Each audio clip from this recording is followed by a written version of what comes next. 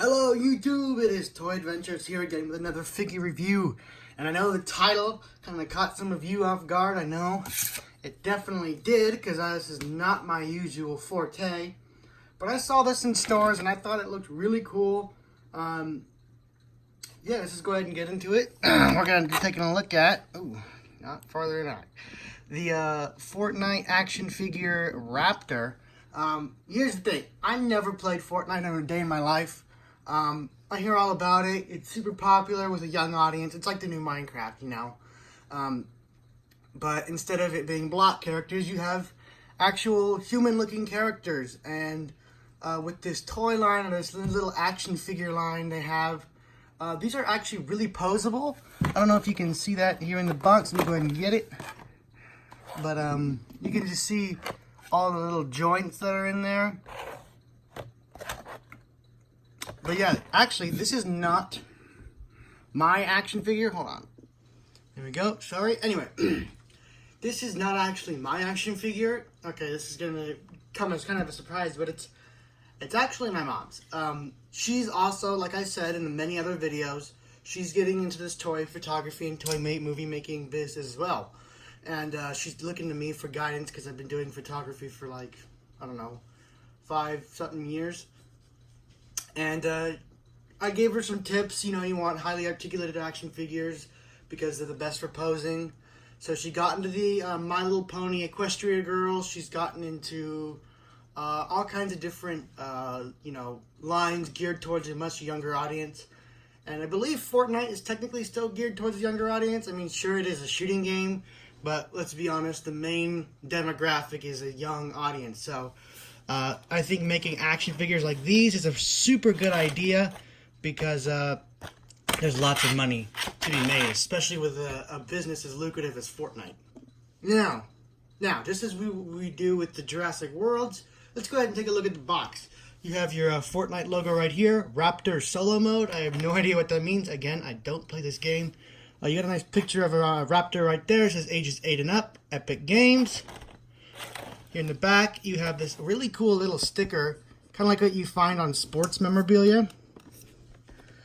Let's see if I can get a good light on that. It's like this official sticker. It says Fortnite. Can't bring it any closer because the lights. Well, yeah, it's like this little reflective sticker that says Fortnite on it. Here you have the other characters. You have Bandolier, Technique, Carbide, and Drift. These are the other characters. My mom wanted to get that one as well, but I advised her to get this one just because I thought it looked cooler. And it would look good in videos. So it says Raptor Air Force Test Pilot, Royal Air Force Test Pilot. So I guess this dude's British. I'm not too sure. But I want to go ahead and get this guy unboxed since we took a look at the box already. And I'm not going to immediately start the review, but it will be for you guys. It's actually like 1 a.m. at night right now. And I'm planning on going to take pictures up in the morning. So I'm going to take this guy with me. I'm going to get used to him, and then so I can bring you guys a truly accurate review of what I think of the action figures and what I think of the line in general. If this line has a lot of potential or not. I mean, so far my one complaint with it right now is it doesn't come with a gun. He comes with this little pickaxe looking thing and it's a piece of wall. It would have been really cool if he came with the golden scar or, you know, a gun from the game. I'm not too well versed in the guns in Fortnite, but I heard golden scar is really good. I don't know. But yeah, I'm going to go ahead and get myself used to this figure, and I'll come back to you guys with a more in-depth review. Alright, we're back. I got the figure unboxed last night. That's when I was filming the first part of the review. It is the next day, and like I said, I was going to take pictures, but it's raining so hard outside, so the only place I could take pictures was in our backyard, and we'll get to those in a minute. But now that I've had the figure unboxed and I've messed with it a bit, here are my interpretations of it. First of all, it's a really good figure, but it has a major downfall, and that is the inability to two-hand weapon, a gun. His arm articulation is extremely limited. You only have a nice little a little hinge right here that only goes in that much, and that is not nearly enough to hold a gun. His hand has a nice hinge. Yeah, that's nice, but allow me to demonstrate his inability to hold a rifle, which is so imperative considering this is a shooting game. Right here I got this little G.I. Joe gun. I'm sure you guys have seen this in the movies. It's like a little AR-15 kind of gun. But as you can see, you can put the handle in that hand. And you can't get it in there without forcing it. You can see me trying. That's about as good as it's gonna get. You're not gonna be able to get him to shoulder it or to look like he's aiming. The hands just don't go in enough. And that is a huge flaw in my opinion, because these are characters from a game, from a shooting game. A shooting game. Everyone wields guns in that game. And so I thought it would be a no-brainer for their figures to be able to hold a gun. This is about as good as it can get. That's about as good as you're gonna be able to get it. And that's not even in like a shooting pose. That's in like a relaxed pose. And that was one of the few gripes I had with this figure. So now that we've gotten out of the way, let's go ahead and look at his accessories. Raptor comes with this little build piece. I think that's what they called it. I think it acts as more of a stand because it has that little peg right there. You can see, has that little peg for his foot, so it can be a stand or a building piece. He comes with his little pickaxe. I don't know what they're called in game. I apologize. And he comes with this little manual that shows you all the other stuff you can get. I don't know if this is like in game or what's available as in toy form. Here are all your characters you should look out for.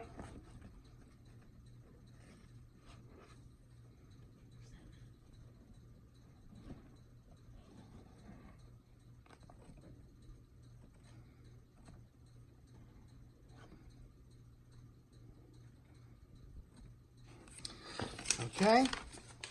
Now, let me go ahead and show you guys the photography I took with this figure, just so you can get an idea of the kind of poses you can expect to get him in.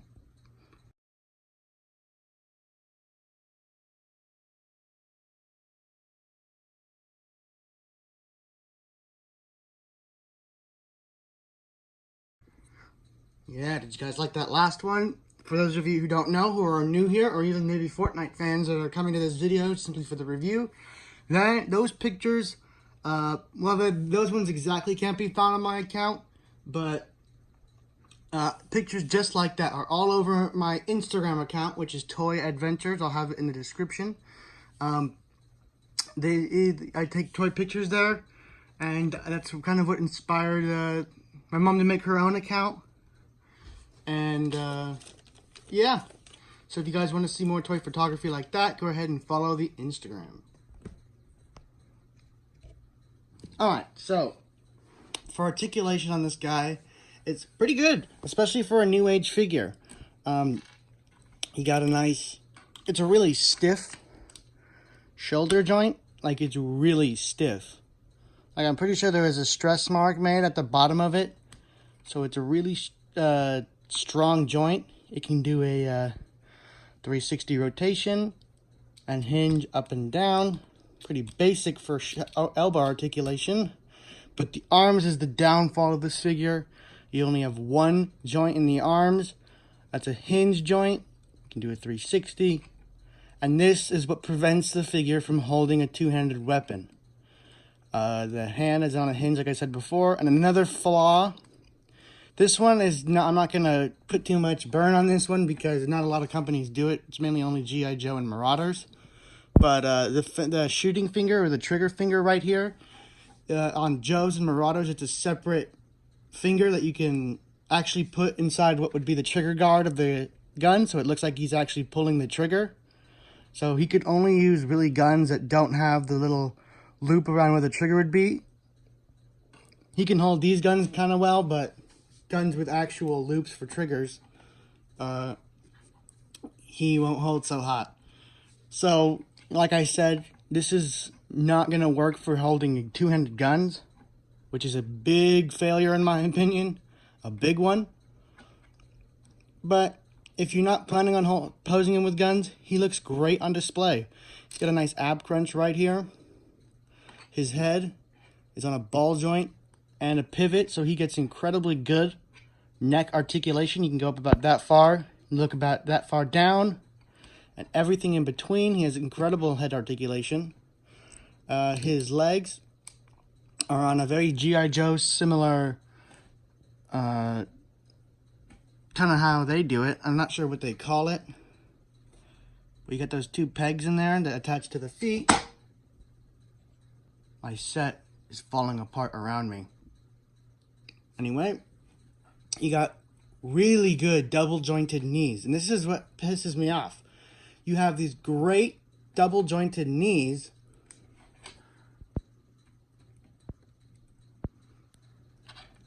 but you don't have that in the arms, and that's where you actually need it. I would sacrifice this articulation in the legs and have limited leg articulation if you could just hold a gun.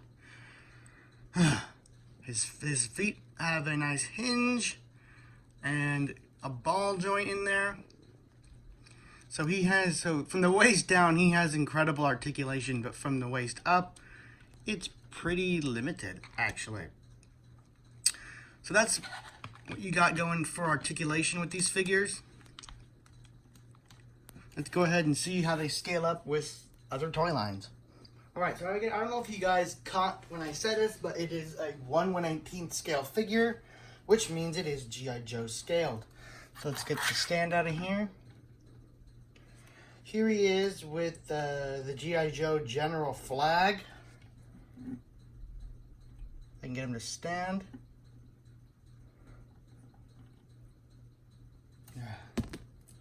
These Joes never stand easily. He's not even fully standing upright. And here is a Marauders Task Force figure. Now, a lot of people ask me where I get my figures. They're either G.I. Joe or they're these guys. I know you guys have seen him in videos of mine.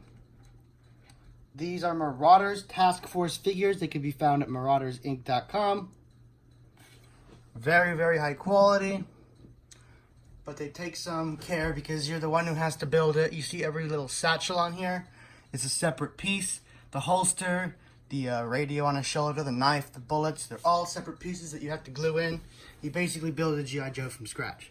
Anyway, that aside, this is how he scales in with other 1/118th scale figures. So he's extremely compatible with other lines. If you want to have like a crossover between G.I. Joe and Fortnite or Marauders and Fortnite. Marauders is mainly to complement Joes. I don't really think they're supposed to be on their own a toy line. I think they're supposed to be to complement G.I. Joes. So I guess you could do interactions between G.I. Joes, Marauders, and the Fortnite characters. Just in case you guys were curious, while his articulation in the arms is limited, he does have enough. Come on. Just barely enough to hold his pickaxe with two hands. Let me get him on a stand. It's about as good of articulation as you're going to get out of this guy. Nothing too hot. Yeah. Well, anyway, guys, it's pretty much going to wrap up this review. This has been a review on the Fortnite Raptor figure. I don't know who's the company who makes it. It's not set on the box, at least not where I could see it. But if I were to give this figure a rating out of 10, probably a 6 out of 10. The not ability to hold the guns really kills it for me. But I can't ignore the other great articulation. It was a good first attempt, but I think they need to make improvements on future installments of this line. That being said, thank you guys for watching. This has been Toy Adventures with another figure review. The Sorner movie will be up soon. I still have to edit on it. So yeah, I'll catch you guys later. Toy Adventures out.